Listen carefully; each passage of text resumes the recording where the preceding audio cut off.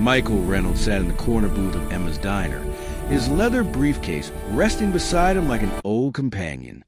The lunch crowd had thinned, leaving only the quiet hum of the kitchen and the occasional clink of silverware against porcelain. He watched his daughter Sophie struggle with her fork, her small hands trembling as she tried to guide it toward her mouth. The cerebral palsy made even simple tasks feel like climbing mountains.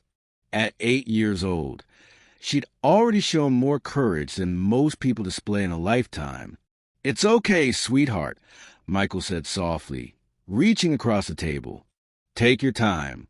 Sophie's blonde hair caught the afternoon sunlight streaming through the diner windows. Her bright eyes sparkled with determination, but frustration was building. The chicken nugget kept slipping away, and Michael could see tears forming. He'd built a tech empire from nothing, sold his company for more money than he could spend in 3 lifetimes. But sitting here, watching his daughter struggle with lunch, he felt utterly powerless. Money couldn't fix everything. It couldn't bring back her mother, who'd left when the diagnosis came. It couldn't make Sophie's world any easier. A young waitress approached their table. She wore a simple blue uniform with brown overalls, her hair pulled back in a practical bun. Her name tag read Rachel. "How are we doing over here?"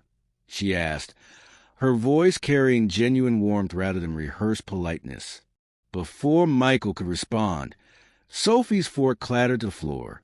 The little girl's face crumpled, and a sob escaped her lips. Rachel didn't hesitate. She knelt beside the booth, her eyes level with Sophie's.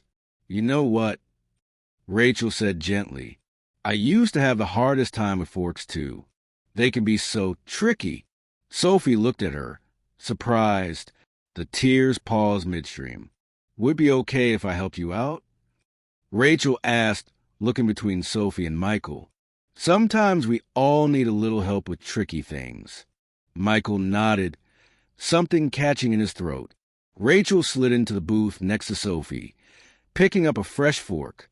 But she didn't just feed her. She made it an adventure. She held up a chicken nugget like it was a tiny airplane, making a soft, whooshing sound. Sophie giggled, opening her mouth as the airplane landed safely. "There we go," Rachel said, smiling. Perfect landing. For the next 15 minutes, Rachel transformed a difficult meal into a moment of joy. She told silly stories between bites, making Sophie laugh so hard that Michael worried she might choke on her food. But Rachel was careful, patient, never rushing, always attentive to Sophie's needs. Michael noticed the other customers Rachel wasn't serving. He saw her manager glance over with a frown. But Rachel didn't seem to care. Her focus remained entirely on his daughter. When Sophie finished her meal, Rachel gave her a high five. "You did amazing," she said. "What a champion eater."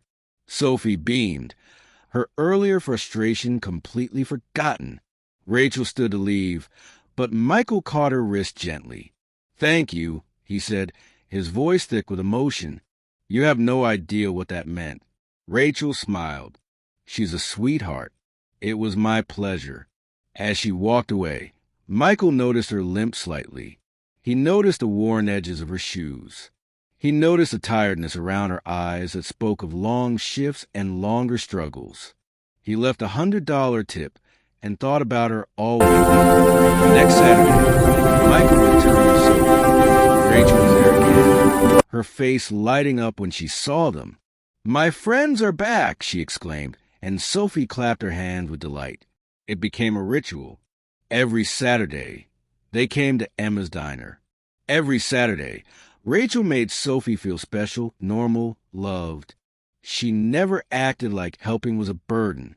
She never showed impatience. Michael learned Rachel was putting herself through nursing school. She worked double shifts to pay tuition.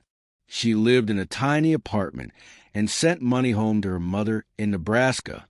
She lost her father to cancer 2 years ago. She was 26 years old and carried the weight of the world with grace and humor. One Saturday, Michael arrived with an envelope. Inside was a check for $50,000. "This is for your tuition," he said simply. "All of it.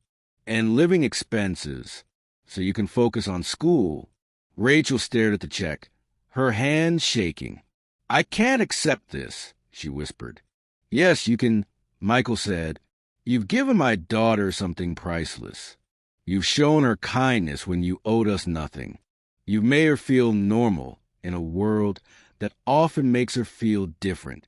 Tears streamed down Rachel's face. "I just did what anyone would do." "No," Michael said quietly. "You did what you would do. That's what makes it special." Rachel graduated nursing school with honors. Michael attended the ceremony, Sophie in her wheelchair beside him, both of them cheering louder than anyone else. Today, Rachel runs a clinic for children with special needs. Michael funded it, but Rachel brings it to life every single day. And every Saturday, without fail, she has lunch with Michael and Sophie. Because some connections aren't about money or obligation. They're about recognizing the humanity in each other, about seeing someone struggle and choosing to help, about small acts of kindness that ripple outward into changed lives. Sophie is 12 now. She still struggles with her fork sometimes. But she knows she's surrounded by people who love her, people who see her strength rather than her limitations. And Michael learned that true wealth isn't measured in bank accounts. It's measured in moments of grace, in human connection, in the simple act of feeding a child with patience and love. Sometimes the greatest gifts come from the most unexpected places. Sometimes an ordinary diner becomes a setting for extraordinary kindness. And sometimes, if we're paying attention, we realize that we're all just looking for someone to see us, really see us, and choose to care anyway. If this story touched your heart, please hit that like button and share it with someone who needs to hear it today. Subscribe for more stories about kindness and human connection. And comment below to tell us about a time someone showed you unexpected grace. Your story might inspire someone else.